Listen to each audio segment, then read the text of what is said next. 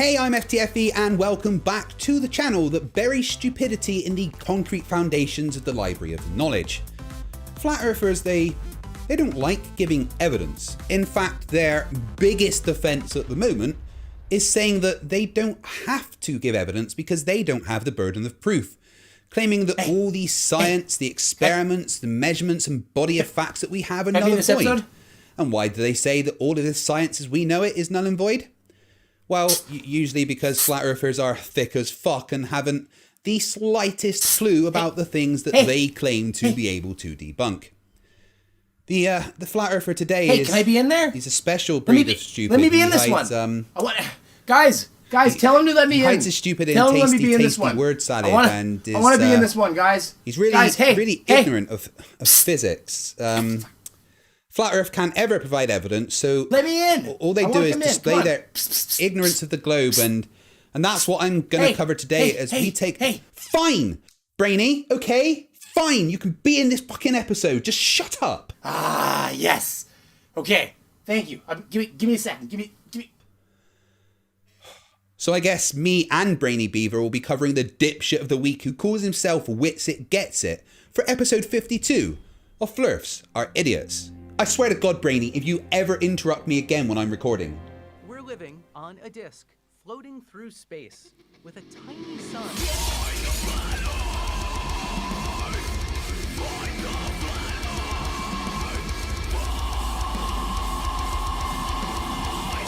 And thank you for joining me once again as we take a look inside the mind of someone that is capable of thinking that the Earth is flat. What the hell? Oh, where's the NASA implant sent me now? Hello? Is anyone there? Brainy? Cats? Simon Dan? Anyone? Hello? Oh, I'm back. Thanks, Sagan. I've been in the mind of a flat earther for years. It was so empty and cold. Right, where was I? Austin Whitsitt, that's right. So Word Salad Whitsitt. The smartest thing he ever did was come up with the best insult about me being a big old fatty that I've ever heard when he called me Fight the Tight Shirt. Fucking hilarious and pretty witty.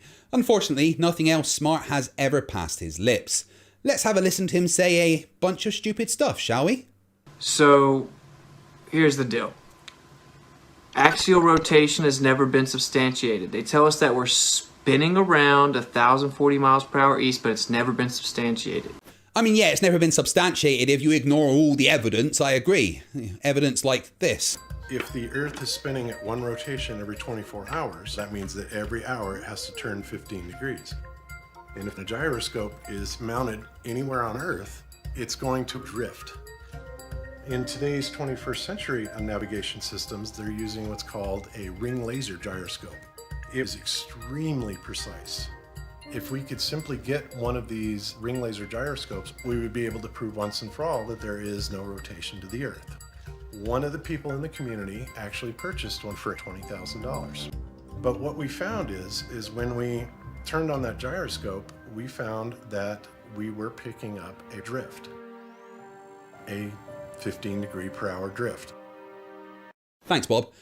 And also, as evidence that you don't know what the fuck you're actually talking about, you just said that we're spinning to the east at 1,000 miles an hour at the equator. Well, here's the thing, that anybody who understands even the slightest bit of physics knows that that sentence doesn't make sense. You don't measure rotational speed in miles per hour. That's dumb. You measure rotational speed in RPM, or degrees per unit of time. Like... a 15-degree-per-hour drift. Yeah, okay, thanks, Bob. You can shut up now. But just for you, Whitsitt, as you're obviously a little slow after years at the back of the bus, here is a direct comparison of something rotating at the same speed as the Earth.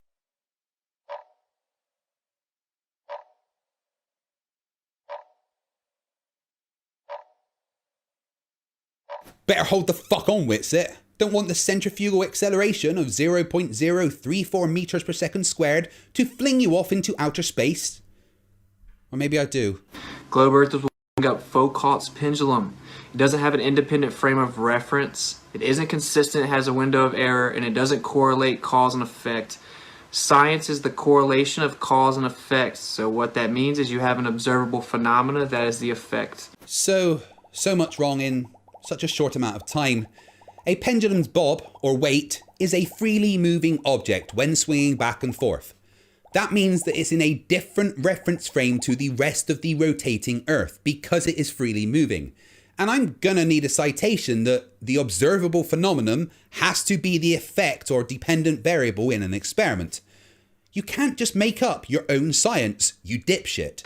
Okay, you have to correlate the cause to the effect, which means you have to have an independent variable that is manipulated so that it differentiates the effect. And then you can validate that that is the cause. Okay, that's what the actual scientific method is. Yeah, you have the dependent variable, the effect, the observable phenomena. You have an independent variable that you manipulate to validate the effects. Okay, to validate that it is the cause of the effect. It's very simple. The globe Earth doesn't do this ever at all. So there's literally not one single piece of scientific evidence for the globe Earth. The globe Earth never does this. Well, either you're lying or you've got a brain injury. What is and isn't science is determined by its adherence to the scientific method, which breaks down to 5 easy steps. 1. An observation in the natural world. 2. Create a hypothesis for the observation. A hypothesis is an educated guess and can be whatever you want. 3. Make a prediction based upon your hypothesis. 4. Design an experiment to test your prediction. An experiment must have a control variable which isn't changed by the experiment to compare to, an independent variable which must be manipulated by the experimenter and is the presumed cause, and a dependent variable which is what will be changed by the manipulation of the independent variable and is measured and is considered the effect. And then 5. Analyze your data. If your hypothesis is confirmed, then you've got a scientific theory. And if your hypothesis is invalidated, you reassess your hypothesis, make adjustments, and start again. Science is trial and error. And when we globe earthers do experiments, we follow that method. For instance, this particular version of Foucault's pendulum done by the gentleman physicist. Step 1, an observation. The stars in the sky rotate around 2 different points depending on your location relative to the equator. All of the stars move at 15 degrees per hour. Step 2, a hypothesis. I hypothesize that my observation suggests we are on a rotating body that is spinning at 15 degrees per hour. Step 3, prediction. To form a prediction, I must make an assumption. So if we are rotating at 15 degrees per hour, the freely swinging bob of a pendulum will drift 360 degrees at the poles and will not drift at all if placed at the equator. The amount of drift per time will allow us to calculate our latitude if the Earth is a rotating globe. Step 4. Design an experiment to test the prediction. The gentleman physicist did just that. He created a large, freely swinging pendulum and let it swing for 0.688 hours and measured the drift. Step 5. Analyze. Based on the data the gentleman physicist gathered during the experiment, he was able to calculate his latitude to within a margin of error of 1 degree. This confirmed the prediction and hypothesis. So there you have it, Witsit, an experiment that disproves your assumption that globe earthers don't follow the scientific method. And destroys your complete and utter misunderstanding of how a pendulum works. What else have you got?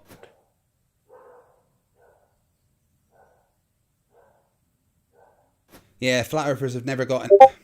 Hold on a sec. Bloody hell, hold on. All right. Oh, it's Brainy. He says, oh, is it my go yet? Oh, and another message from Brainy. Can I go now? And another one. Is it my turn on screen? And another one. Hello, FTFE. Can I go? And another one. It says, please let me go now. I want to go. Please let me be on screen. I'm not desperate, honest. Look, all right. Here's Brainy Beaver. Hi, everybody. I'm Brainy Beaver, and my channel is the place you come to if you want that sweet smell of vanilla and desperation required for a tiny, innocent animal to just struggle to keep up with FTFE. Look, I told you I was sorry. It really was an accident. Yeah. Well, I guess I can buy that, sir. But it is a shame. Poor little guy. Probably kept up with you for a mile or so. Tough little mutt. Yeah. So come with me and give me emotional support while we take a look at Witsit, because there is not enough money in my world to buy the cocaine required to keep up with his meandering thought processes.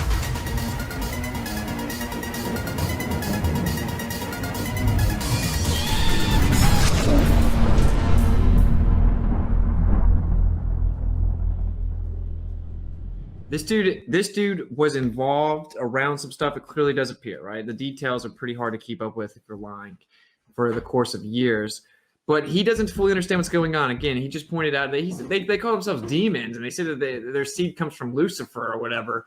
But really, that's not what's going on. It must have come from dinosaurs, because he's just like, these people are psychopaths. There's no way that this is real. They are literally Luciferians, and if you are in this chat, you probably do know it's very real. Yeshua's real. Lucifer's real. Lucifer's a title. The ultimate Lucifer is Gadriel, the serpent that fell. Okay, so it's very real. They consider themselves Luciferians. This is the process of getting to full enlightenment of understanding of the metaphysical, transmutation, alchemy of oneself, etc., etc. Okay, where to start unpacking that? I guess we'll just kind of start from the top. Guys, look, I get it. It sounds crazy. Also, you're talking about clones. What are you talking about? I'm not claiming that I can scientifically validate even the viability of cloning. I actually don't think that by force someone could be cloned or anything like that. I can't come get your simple. Witsit, you got to slow down, buddy.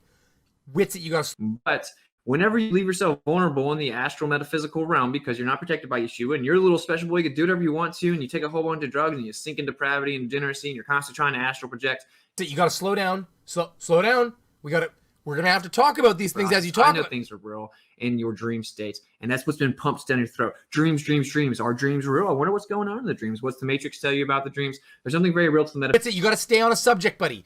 We got to stay on a topic. There's no other viable option to explain observable phenomena without the metaphysical field around you. So what is there? What's it? Right, fine. You know what? I got this for this occasion. You know what? Just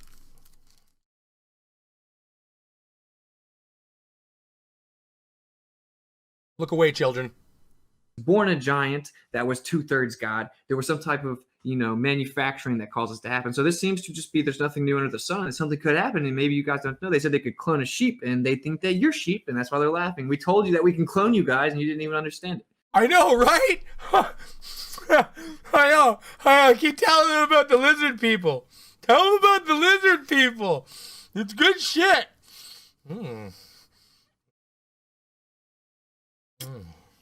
Coined the phrase atomic bombs and loosed them on helpless civilian populations. He said his vision of a nuclear war between England and Germany in the impossibly distant future of the 1950s.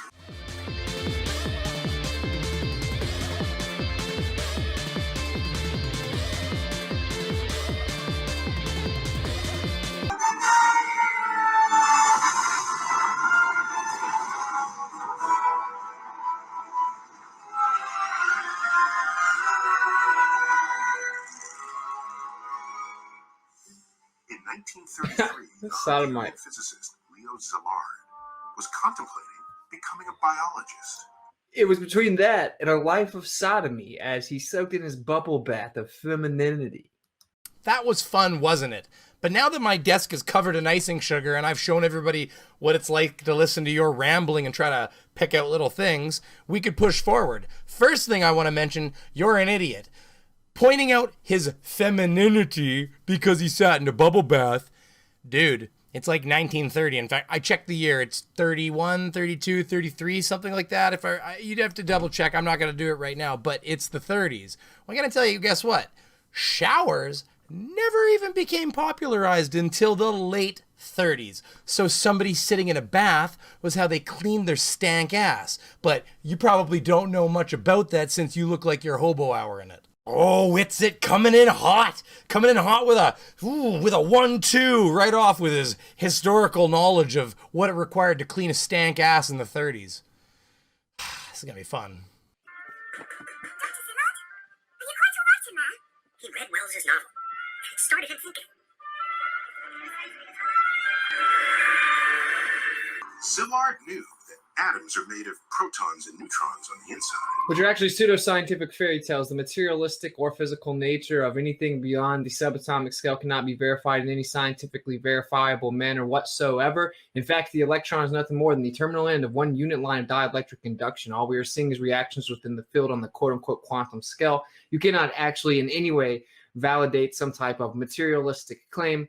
It is just pseudoscience. The photon's nothing more than a dielectric pulse, it appears, and the electron's nothing more than the terminal end of one unit line of dielectric induction. What a magnificent pile of word salad, Whitsitt. Where do the electrons come from then, if it's just the terminal end of a dielectric pulse? Do the electrons just flow through the fucking copper like water through a hose?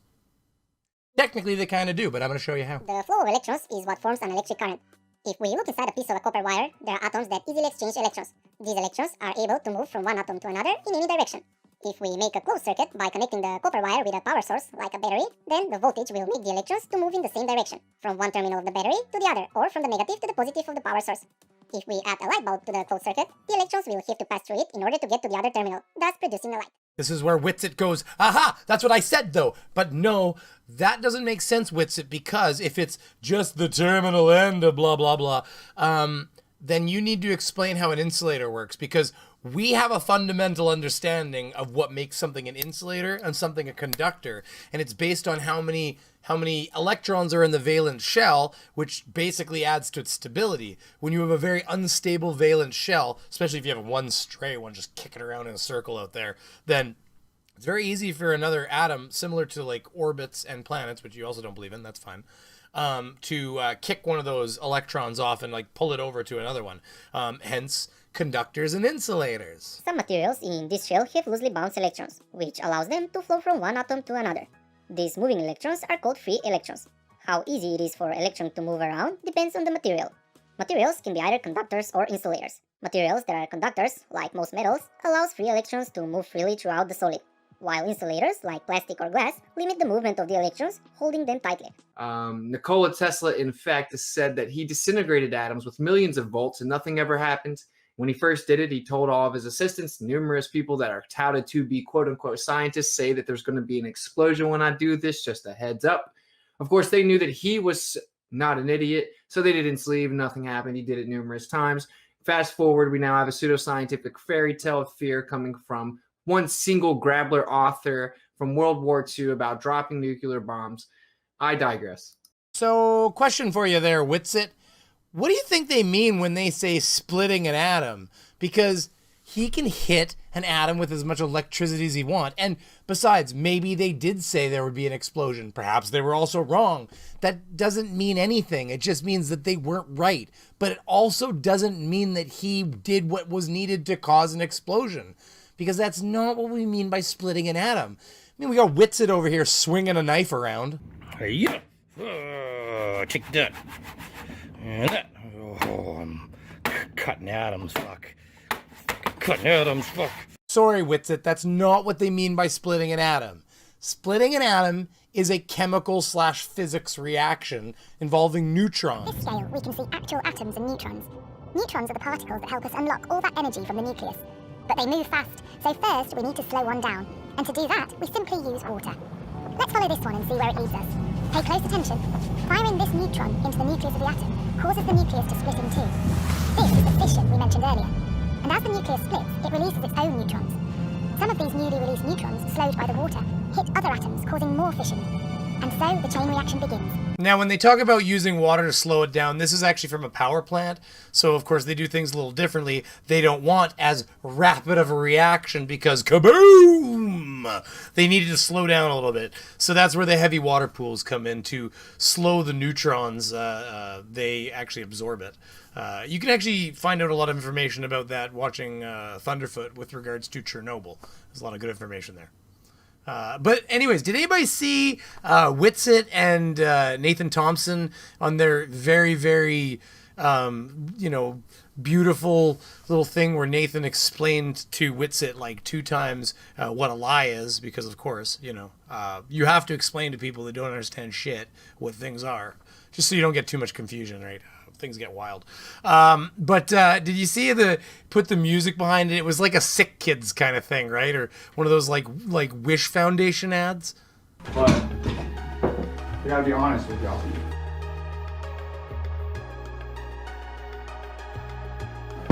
I've been lying to you. Yeah.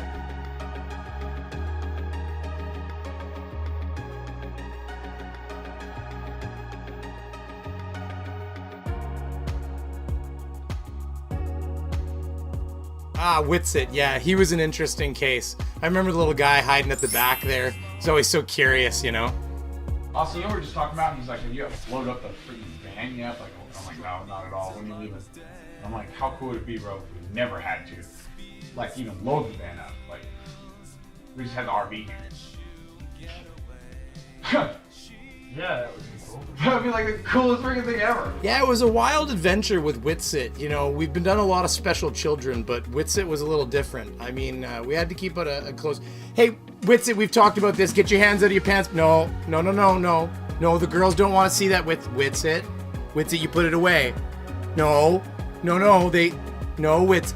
Okay, I gotta deal with this. Just keep... I'll be back. Just give me a second, guys.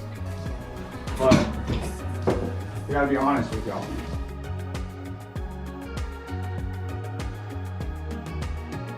I've been lying to you. Yeah. Hardcore. Lying, right? Most people define lying as like not telling the truth, right?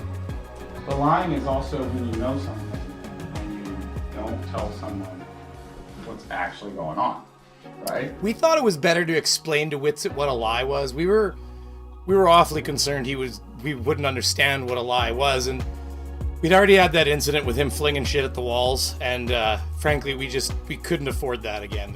There was a whole fallout with HR, and there's going to be insurance payouts. There's some sexual harassment that occurred a little while ago. Anyways.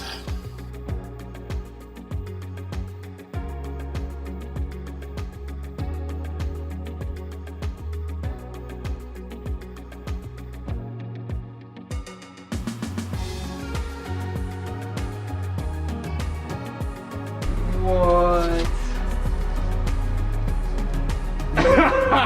We're gonna do the whole thing. We're gonna do the whole thing in the RV. He drove all the way out here from California. Wow, dude. That's incredible. So we're gonna hang out with him tomorrow, Pat, and clean up. But like, I didn't lie to you. It's these happy endings. That's why I got into this. You know, seeing the smile on Witsit's face. He was telling us the whole time how he wanted to hang his head out the window, let the air rush along his tongue. Also, we got him a Captain Underpants impersonator. He was pretty thrilled about that. So it was a big day for him. It was a big day.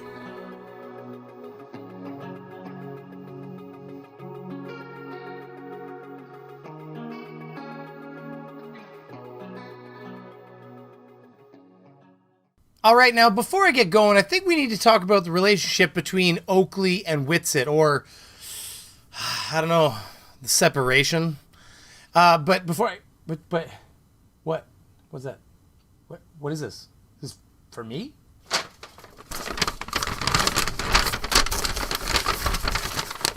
Flat Earth Debate live. I'm your host, Nathan Oakley.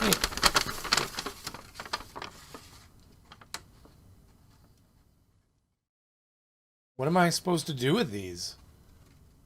It didn't come with anything. Oh, there's a note in here.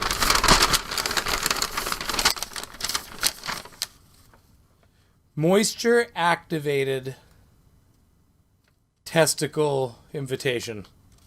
To activate invitation and get Discord link to stream, simply hold testicles above head and caress gently with tongue. Fuck. Apparently I have to suck his nuts to get into the stream.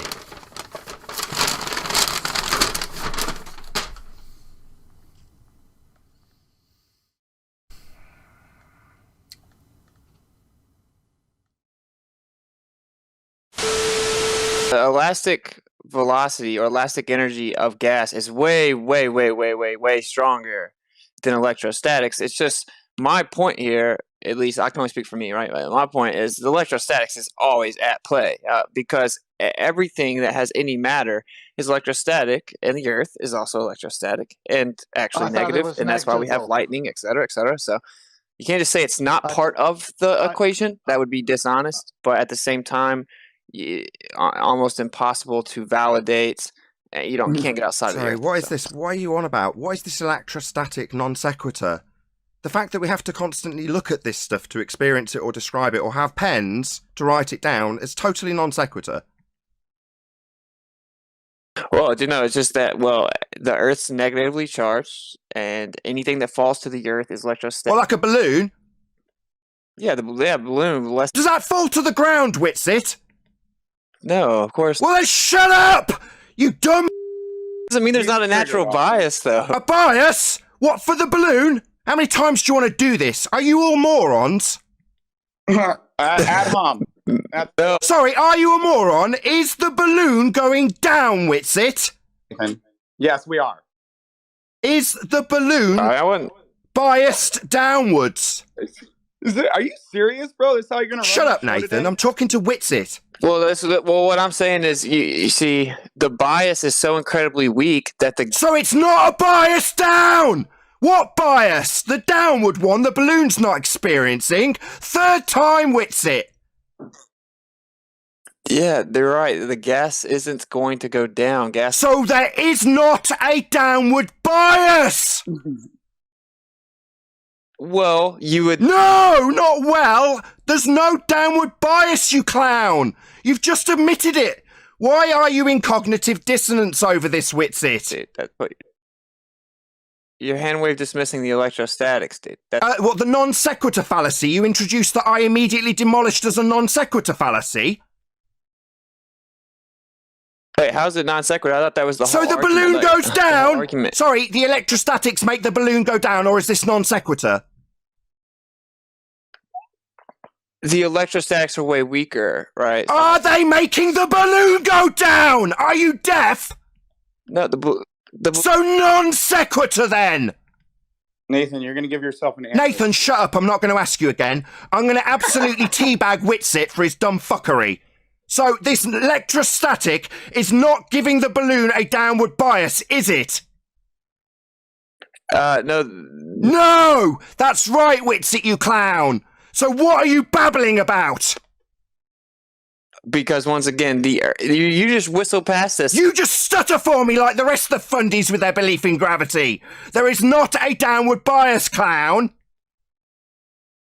Okay, but yeah. Okay! Now enjoy the taste of my nuts, you flat earth fundy. There's no downward bias. Dismissing your hand. Dismiss what? The electrostatics that make the balloon go down? You're going to do it third time in a row, you circle-jerking fundy? Claimed it made it go down. It doesn't go down, you idiot. Are you thick? One claimed it did. That's a straw. Oh, right. I'm claiming a downward bias of the balloon and no one's claiming it. You are. You stuttering, double-speaking, cognitive dissonance-laden fundy. Matters inherent. Every compilation of matter is inherently electrostatic. And that's got anything to do with the balloon going down? Fourth time circle jerking this shit in a row? I never said the balloon went down. It doesn't go down! Are you dumb? It does, dude. Oh, it does?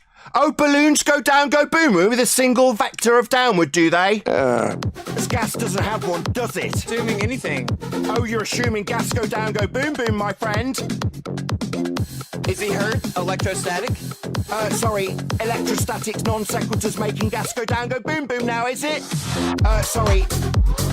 Stupid shit. Gas go down, go boom boom. Gas go down, go boom boom. Gas go down, go boom boom. Gas go down, go boom boom. Is he hurt? Electrostatic? Sorry, electrostatics non sequiturs making gas go down, go boom boom now, is it? Stupid shit. You keep saying non sequitur, but you're... So gas is going down, go boom boom, or is this non sequitur? Sequitur. Yeah, it's non sequitur if gas is not going down, go boom boom. Is gas going down, go boom boom? No one claims that gas goes down, go boom. You do, you claim there's a bias downwards, you stupid shit. I'm sorry for sitting back and just letting you take that whole thing, but you know what?